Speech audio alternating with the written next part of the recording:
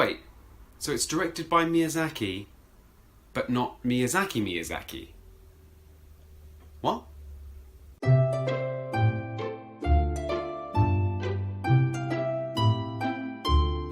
Hello lovely people of YouTube and welcome back to Mark on Life and GhibliTime! Thank you so much for everyone who watched last week's episode, which was Howl's Moving Castle.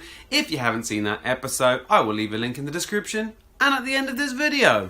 Today we are covering one of the Ghibli films that I didn't know very well, and that is Tales from Earthsea.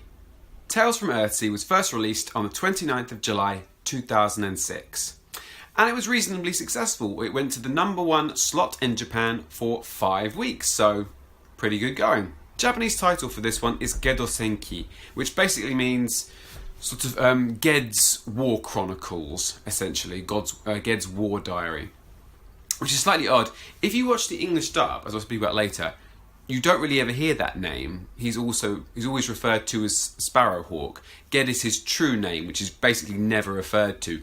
But it's that character, Sparrowhawk's character. It's him, his Chronicles of War, I suppose. I don't know why they changed it to Tales from Earthsea. It's quite a nice title, quite a nice name. Describes it. It's it's very evocative of the visuals in this one. But yeah, not quite sure why. Director of this one is Goro Miyazaki. Yes, you heard me right. Who is the son of Hayao Miyazaki, the Miyazaki that you know and love. Miyazaki Sr. was very busy with Howl's Moving Castle, so couldn't do this one. And so Toshio Suzuki, one of the main producers of Studio Ghibli, selected his son Goro because of his work at the Studio Ghibli Museum. He was in charge there. And also because of his burgeoning artistic skill. Although Miyazaki Sr. was not massively for this decision. And so it did lead to a sort of very troublesome production period. So this does come from some source material. It mainly comes from a set of 4 books. The first in a series, the Earthsea series by Ursula K. Le Guin. Le Guin? I hope I'm pronouncing that right. If I'm not, tell me in the comments. And also from the manga The Journey of Shuna by Miyazaki Sr. that is. In fact, Le Guin was offered the adaptation early and turned it down, and then saw My Neighbor Totoro and was so impressed with it that she said, yes, absolutely, please adapt it. Although it's rumoured that she's not massively pleased about it. Although she did say to Goro Miyazaki, although I think she's quoted as saying, it is not my book, it is your movie, but it is a good movie. So at the time she liked it. Maybe she changed her mind, but it's rumoured that she's not hugely in love with this film.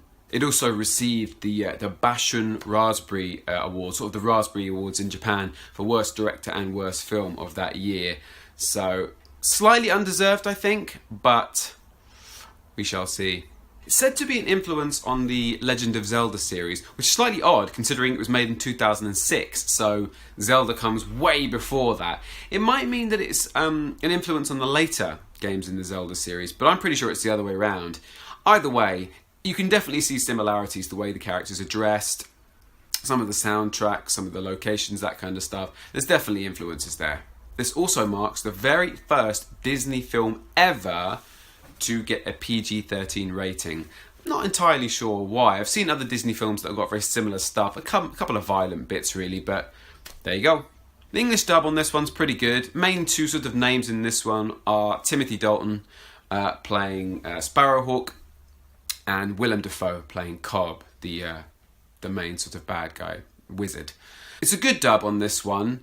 Timothy Dalton is great. He's got that sort of very, dark, Bond-like delivery, which suits Sparrowhawk.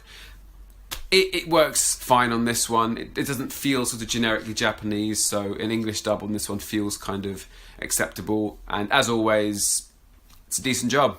So what happens in Tales from Earthsea? Well, we open at sea, where we see this ship in a storm, and above them rages a sort of battle, and they're not quite sure what it is, and it turns out to be 2 dragons fighting, and one dies, which is seen to them as an impossible thing. That can't happen. They can't even fight. You barely even see them, but to see one fight and killed is very odd. This news is then taken to the king and his council, who are currently discussing what they think is a fever or something overtaking everything in the town. They're not quite sure what to do, but they're looking for a plan. And so this news is very strange to them. There's also been news that the king's son, Arren, is missing, and so they're not sure what to do. Turns out that Arren isn't missing, and as the king walks home to his chambers, he is killed by Arren, we discover, and has his sword taken. Arren then heads off into the wilderness, into the desert, where he's being chased by wolves on horseback. He's on horseback by wolves, not the wolves are on horseback. That would be weird. And is saved by a sort of a wanderer who turned out to be an archmage called Sparrowhawk. Sparrowhawk invites Arren to come with him. They travel together, and they make their way all the way to Hort Town, which is a very, very beautiful kind of old-looking town. Ghibli tends to use, as you well know by now, other places. This place looks a bit like a mixture between sort of Athens and Venice, sort of old stone and plinths, but also lots of small little alleyways and water. A very beautiful town. And so they walk around, being accosted slightly by merchants trying to sell everything. Arren goes off on his own and ends up saving a young girl called Teru from these sort of slave traders, but ultimately afterwards gets recaptured by those same slave traders, and it comes to Sparrowhawk to come and get him and rescue him again. This interference with his sort of men angers Lord Cobb, who is the sort of main antagonist of Tales from Earthsea, a wizard and sort of ruler of Hort Town, who does not take this action very kindly and sort of tells his men to bring Sparrowhawk to him. At that time, Sparrowhawk and Arren are living with a friend of Sparrowhawk's who happens to live with the young girl Teru, and they work on the land and do a bit of farming, and he explains to Arren about the balance, which seems like a central core concept in the film, the balance. It's very similar to something like the Force or yin yang, where, you know, things have to have a balance about them. Life must have a balance, and nature does it automatically, but men now, humans, have to sort of now take on the balance and learn to work it out properly. Sparrowhawk then leaves to go and deal with some more business, and after a few conversations at the farm that don't go too well, Arren leaves himself. This doesn't go particularly well because he is taken in by Cobb, and when Sparrowhawk goes after him, well, let's just say it doesn't go particularly well for him either. And I'm going to leave it there because I want the rest to be up to you. What happens to Arren? This magical sword that he's had with him the whole time but never been able to draw because it's made of magic. Will he be able to draw it? And will he have to pay for what he did back at home, which seems to be such a crime that was never been addressed? What about Cobb? Does he get this everlasting life that he's been looking for? And Teru? What's she been hiding? It doesn't feel like she's always been telling the truth, so what's the secret behind her existence? And what of Sparrowhawk himself? Our Archmage, Ged, as he is known as his real name. The concept in the whole film is that your real name, your true name, is what's kind of the secret to unlocking your power, and that other people can use your power. And so his real name is Ged. You don't really find this in this film. That's why the title is Ged's War Chronicles. But we know him as Sparrowhawk. And what happens to him? I'll leave it all up to you.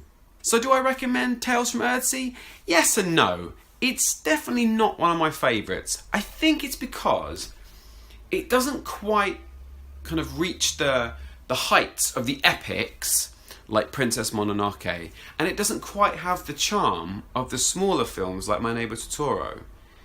Something in the middle. It can be a little bit confusing. It's quite long. It's 2 hours. But it is good. Animation's good. The score, the music is fantastic. So would I recommend seeing it? Yeah, of course. Would I recommend buying it? Maybe not on this one. So watch, but not a buy. A rent. Yeah. Thank you so much for watching. If you like this video, give it a big thumbs up. It really does help. Leave me a comment. Have you seen Tales from Earthsea? What did you think? Share this anywhere you want and subscribe to my channel to see more. Next week, we are going to cover one of my absolute favourite Ghibli films of the modern era, which is Ponyo. I'm on all the usual social media platforms. As you know, Twitter, Instagram are Mark Joseph Actor, so go follow me there now. So I will see you all right back here next week for Ponyo. But from me, Mark on Life and GhibliTime, I will speak to you soon.